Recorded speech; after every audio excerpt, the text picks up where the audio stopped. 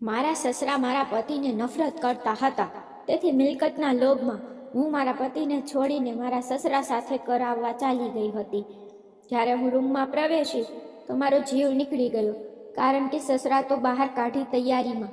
મેં એક સુંદર કાળી નાઇટી પહેરી હતી અને મેં છેલ્લી વાર અરીસામાં મારું ફિગર જોયું. મારા હોઠ પર લાલ લિપસ્ટિક અને મારા ખુલ્લા વાળ મારી સુંદરતામાં વધારો કરતા હતા. મને વિશ્વાસ હતો કે કોઈ પણ પુરુષ મને આ રીતે જોઈને મારા માટે પાગલ થઈ શકે છે. પછી મારા સસરા, જે 60 વર્ષની ઉંમરે લાંબા સમયથી એકલા જીવન પસાર કરી રહ્યા હતા, તે કેમ મારા કાબૂમાં ન આવત?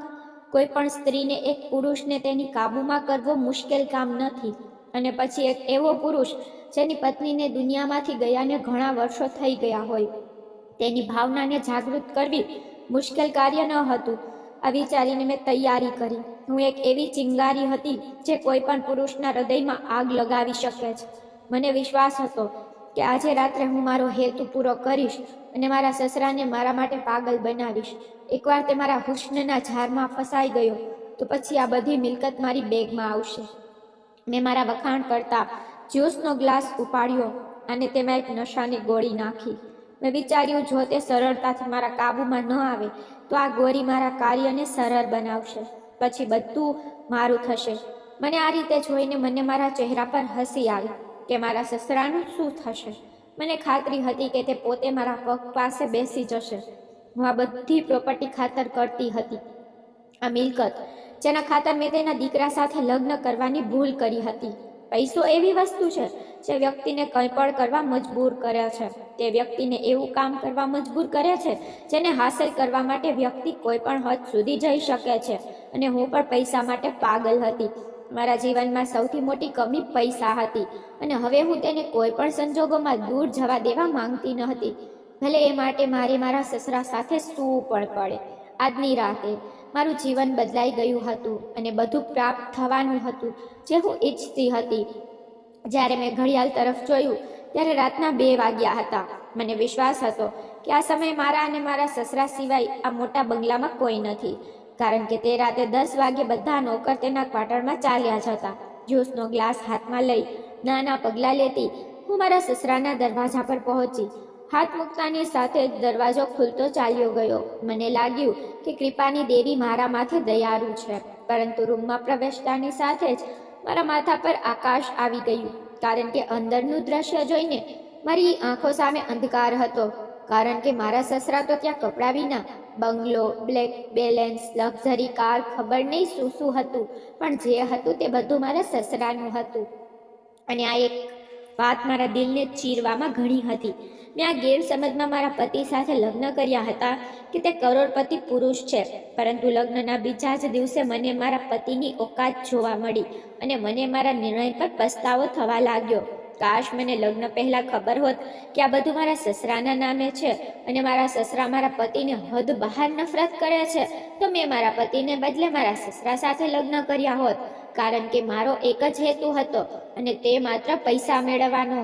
પણ હવે કહેવાનો કોઈ ફાયદો નથી, કારણ કે હું પરિણીત હતી અને મારા પતિ મને પ્રેમ કરતા હતા કે કોઈ પણ સંજોગોમાં મને છોડીને જવાના ન હતા અને મને તેને છૂટાછેડા આપીને કંઈ પણ મળવાનું ન હતું. લગ્નના બીજા જ દિવસે મારા સસરાએ મારા પતિને નોકરો સામે જે વાતો સંભળાવી હતી ત્યારે મને અનુમાન આવી ગયું હતું કે આ ઘરમાં મારા પતિની ઓકાત શું છે.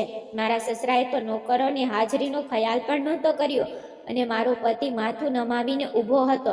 અને તે સમયે મારા હૃદયમાં આ બાબત ઘર કરી ગઈ કે જ્યારે ઘરમાં મારા પતિની કોઈ ઇજ્જત નથી તો આ લોકો મારું શું સન્માન કરશે. પરંતુ મારા સસરા મારા પતિ સાથે આવું વર્તન કેમ કરતા હતા, મને આ ખબર ન હતી. મેં વિચાર્યું કે હું મારા પતિ અને સસરા વચ્ચેની સમસ્યા શું છે તે જાણવાનો પ્રયત્ન કરું છું, કે મારા સસરા તેમના પુત્રને આટલી નફરત કેમ કરે છે, જેથી હું કોઈ રીતે આ બાબત હલ કરી શકું. તો આ બધી સંપત્તિ મારા પતિના નામે થાય, કારણ કે તે તેના પતિનો એકમાત્ર પુત્ર હતો અને તેથી મેં આ જાણવાનો પ્રયાસ શરૂ કર્યો. ક્યારેક હું ઘરના નોકરોને પ્રશ્નો જવાબ કરતી હતી તો કેટલીક વાર હું મારા પતિને ખરીદવાનો પ્રયત્ન કરતી, પરંતુ નોકરોને કંઈ પણ ખબર ન હતી.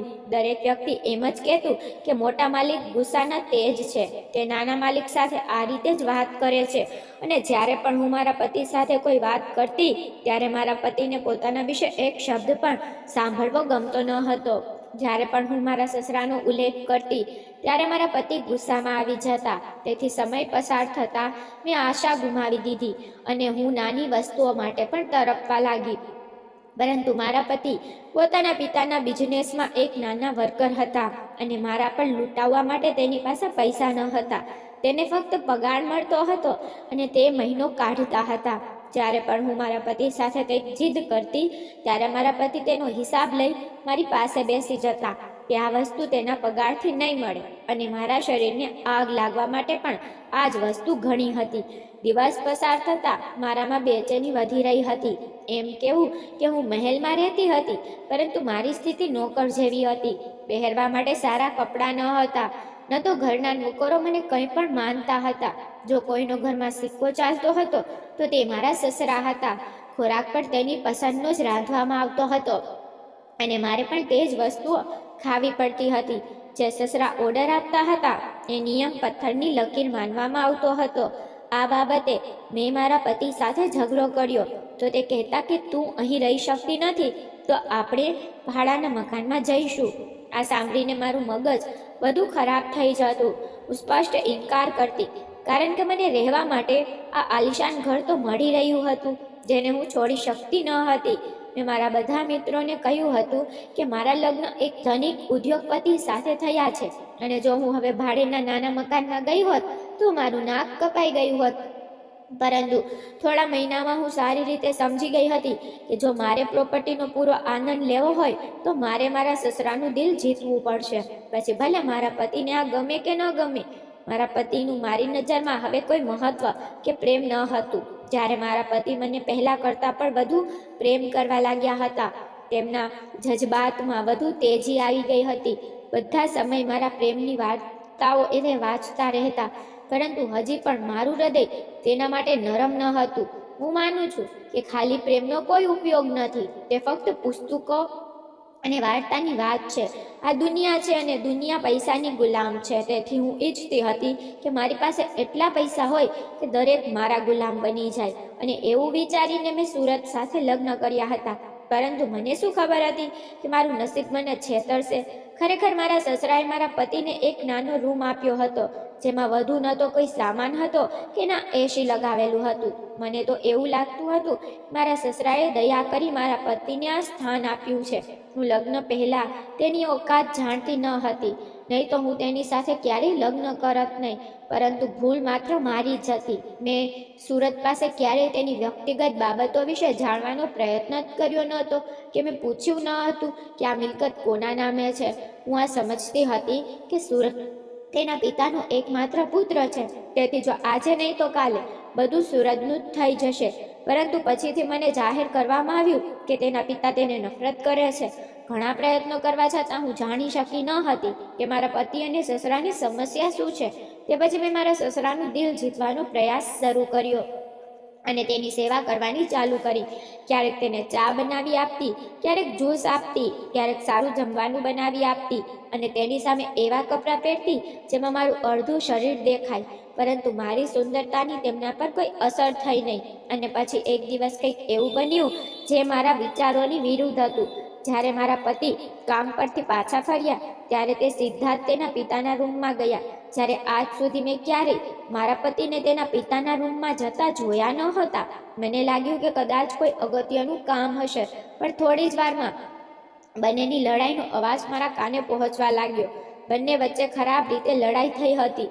પહેલાં મેં વિચાર્યું કે મારે મારા પતિ પાસે જઈને કહેવું જોઈએ કે ઝઘડો ન કરે, આ રીતે તે અમને ઘરની બહાર પણ ફેંકી દેશે.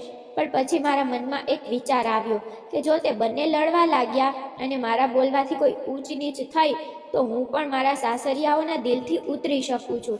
હું મારા સસરાની આંખોમાં મારી સ્થિતિ બગાડવા માંગતી ન હતી, તેથી વચ્ચે જવું મને યોગ્ય ન લાગ્યું. આ વિચારીને હું મૌન બેસી ગઈ. થોડા સમય પછી મારા પતિ ગુસ્સામાં રૂમમાં આવ્યા અને કહ્યું, તારી બેગ પેક કર, હવે આપણે અહીં રહીશું નહીં. હું ભાડેના ઘરની વ્યવસ્થા કરું છું. અમે આ જ સમયે આ ઘર છોડી રહ્યા છીએ. તે સાંભળ્યું હતું કે આકાશ મારા માથા પર આવી ગયું. મેં મારા પતિને સમજાવવાનો પ્રયત્ન કર્યો કે આ ઘર છોડવાની શું જરૂર છે, પરંતુ મારા પતિના માથા પર ગુસ્સો હતો. તેને કહેવાનું શરૂ કર્યું કે હવે હું એક ક્ષણ પણ આ ઘરમાં નહીં રહું. પછી આ કહીને તેને મારું અને તેનો સામાન બાંધવાનું શરૂ કર્યું અને સામાન બાંધી અને મારો હાથ પકડીને બહાર લઈ આવ્યા. મારું હૃદય સંપૂર્ણપણે બેચેન થઈ ગયું. હું મારા સસરાનું હૃદય જીતવાનો પ્રયાસ કરી રહી હતી અને મારા પતિએ આટલો મોટો નિર્ણય લીધો.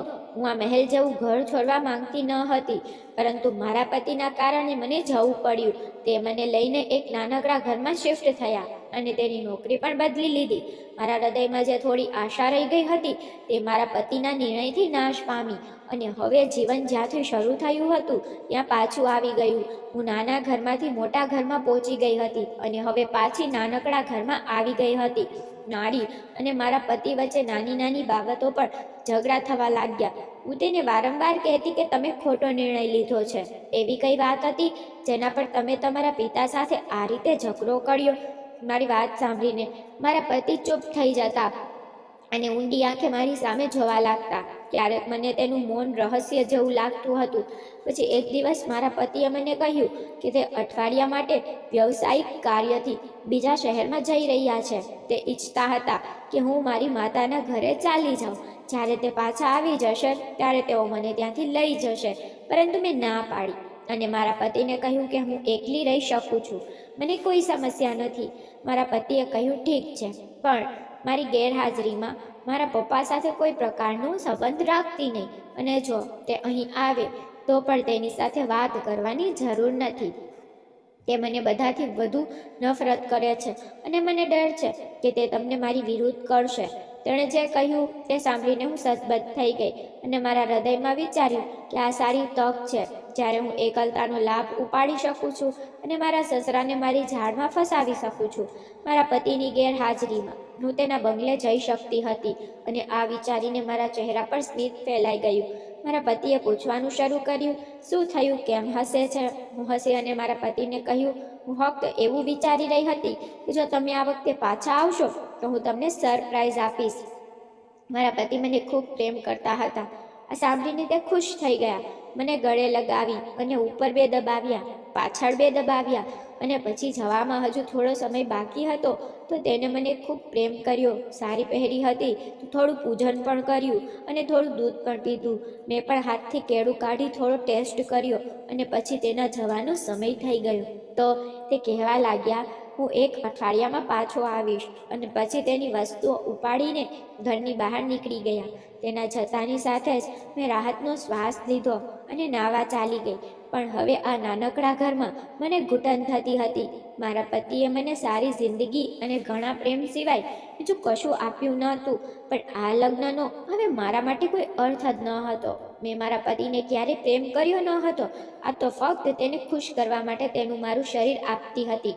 પણ હવે મારી ફરી એકવાર નાના સાસરે જઈને મારું નસીબ અજમાવવું હતું. સાંજે હું મારો સામાન લઈને મારા સસરાના દરવાજે પહોંચી. મને જોઈને તે આશ્ચર્યચકિત થઈ ગયા. મેં તેને રડતા રડતા કહ્યું કે તેનો દીકરો મને એકલી મૂકીને બીજા શહેરમાં ગયો છે. જ્યાં સુધી તે પાછા ન આવે મને તમારી સાથે રાખો. શરૂઆતમાં મારા સસરાએ મને આશ્ચર્ય સાથે જોવાનું શરૂ કર્યું અને નોકરને કહ્યું અને મારો રૂમ ખોલ્યો. મને લાગ્યું કે મને આટલી સરળતાથી ફરીથી સ્થાન મળશે નહીં, પરંતુ મારા સસરાએ કોઈ પ્રશ્નો જવાબ કર્યા ન હતા. હવે હું રાતની રાહ જોતી હતી જ્યારે હું મારા હેતુને સરળતાથી પૂર્ણ કરી શકું. હું રાતે 2 વાગ્યે મારા સસરાના રૂમના દરવાજે પહોંચી. મારા હાથમાં જ્યુસનો ગ્લાસ હતો જેમાં એક નશાની ગોળી પણ ઉમેરવામાં આવી હતી. મારો ઈરાદો એ હતો કે જો મારા સસરા મારા માટે પાગલ ન હોય તો હું તેને આ જ્યુસ પીવડાવીશ અને પીધા પછી તેના હોશ બરાબર નહીં રહે. તે મારા પર તૂટી પડશે, મારી સાથે જબરદસ્તી કરશે અને હું તેનો એવો વિડીયો રેકોર્ડ કરીશ જેનાથી હું તેને બ્લેકમેલ કરીને પૈસા કમાઈ શકું. પરંતુ મને ખબર નહોતી કે મારી બધી યોજના નિષ્ફળ જશે. જેવી હું રૂમમાં અંદર પ્રવેશી મારા તો હોશ ઉડી ગયા, કારણ કે મારા સસરા રૂમમાં એકલા ન હતા, પરંતુ તેમની સાથે મારો પતિ પણ હાજર હતો અને તે બંને ખૂબ જ આરામથી બેઠા વાતો કરતા હતા. રૂમમાં પ્રવેશતા જ બંનેને એકસાથે જોઈને હું સતબદ્ધ થઈ ગઈ. મારા પતિ મારી સામે પહોળી આંખોથી જોઈ રહ્યા હતા અને મારા સસરાના ચહેરા પર એક અલગ જ સ્મિત હતું. સૂરજની આંખોમાં એવો વિશ્વાસ હતો જાણે મારી હાલત જોઈને તેને ખ્યાલ જ ન હોય કે હું આવું પણ કરી શકું. મારા સસરા મને જોઈને કહેવા લાગ્યા, વહુ અંદર આવો, તમે તો દરવાજા પર કેમ રોકાઈ ગયા છો? હું તમારી જ રાહ જોતો હતો. મને લાગ્યું કે મારા મોં પર પાણી આવી ગયું છે. મને ચક્કર આવવા લાગ્યા. મેં મારી જાતને મોટી મુશ્કેલીથી સંભાળી. થોડા સમય પહેલા હું પોતાના પર ઘમંડ કરતી હતી. હવે મારી સામે આ જોઈને હું સમજી શકી નહીં. મારા પતિ ધીમે ધીમે આગળ વધ્યા. મારી આંખોમાં જોયું, પૂછવા લાગ્યા, આ બધું શું છે? મારી જીભ બંધ હતી. મારી પાસે કોઈ જવાબ ન હતો. મારા પતિએ મારા મોઢા પર થપ્પડ મારી. હું ફ્લોર પર પડી અને મારા પતિએ મારા મોં પર છૂટાછાડાના કાગળો ફેંક્યા. વિશ્વાસ કરી શકી નહીં કે મારા પતિ, જે મને ખૂબ પ્રેમ કરતા હતા, કે મને કેવી રીતે છૂટાછેડા આપી શકે. તે મારા પ્રેમમાં પાગલ હતા. સૂરજની આંખોમાં આંસુ હતા. તેને કહ્યું, લગ્ન પહેલા મારા પિતાએ મને તારી સત્યતા સમજાવી હતી અને મને કહ્યું હતું કે તું માત્ર પૈસા ખાતર મારી સાથે લગ્ન કરે છે. પરંતુ મેં મારા પિતાની વાત માની નહીં અને મેં મારા પિતાને કહ્યું કે દરેક ગરીબ છોકરી પૈસા માટે પાગલ નથી હોતી. પિતાએ મને કહ્યું કે તું પરીક્ષા કરીને જોજે કે મેં જે કહ્યું છે તે સાચું સાબિત થશે. આ છોકરી મારા ઓફિસમાં કામ કરે છે. હું તેને વધુ સારી રીતે જાણું છું. આ માત્ર પૈસાની લાલચું છે. મને મારા પ્રેમમાં વિશ્વાસ હતો, તેથી જ હું તને અજમાવવા માટે સંમત થયો. પપ્પા મને નફરત કરતા ન હતા, પણ તારી કસોટી કરવા માટે પિતાજીએ મને નોકર બનાવીને પોતે જ માલિક બની ગયા હતા અને મારા પ્રત્યે દ્વેષ વ્યક્ત કરવા માંડ્યા હતા, જેથી તું માની લે કે મારી પાસે કોઈ ધન સંપત્તિ નથી અને મારી પાસે ક્યારેય હોઈ શકે તેમ નથી. પપ્પાને વિશ્વાસ હતો કે તેઓ સાચા સાબિત થશે, તેથી તેણે છૂટાછેડાના કાગળો અગાઉથી કરાવી લીધા હતા. તે મારા જીવનમાં તને સહન ન કરી શકત, કારણ કે તું એક લોભી છોકરી છે. મને લાગ્યું કે મારા ખાલી હાથ હોવા છતાં પણ તેનાથી તને કોઈ ફરક નહીં પડે. તું મને પહેલાની જેમ જ પ્રેમ કરીશ, પણ દરેક વીતતા દિવસ સાથે તું મારાથી દૂર જતી રહી. છતાં પણ મેં મારા પ્રેમમાં કોઈ કસર છોડી નહીં. હું તને મારા પ્રેમથી જીતવા માંગતો હતો. હું તને દિવસ રાત બસ પ્રેમ પ્રેમ પ્રેમ આપતો હતો, જેથી તું સંપત્તિથી વધારે મને સમજે. પરંતુ સંપત્તિને કારણે તે મને છોડી દીધો અને મારી સાથે નાની નાની વસ્તુઓ માટે ઝઘડો કરવાનું શરૂ કર્યું. હું જાણતો હતો કે પપ્પાની વાત સાચી છે, પરંતુ તો પણ હું તારા માટે પપ્પા સામે લડી રહ્યો હતો.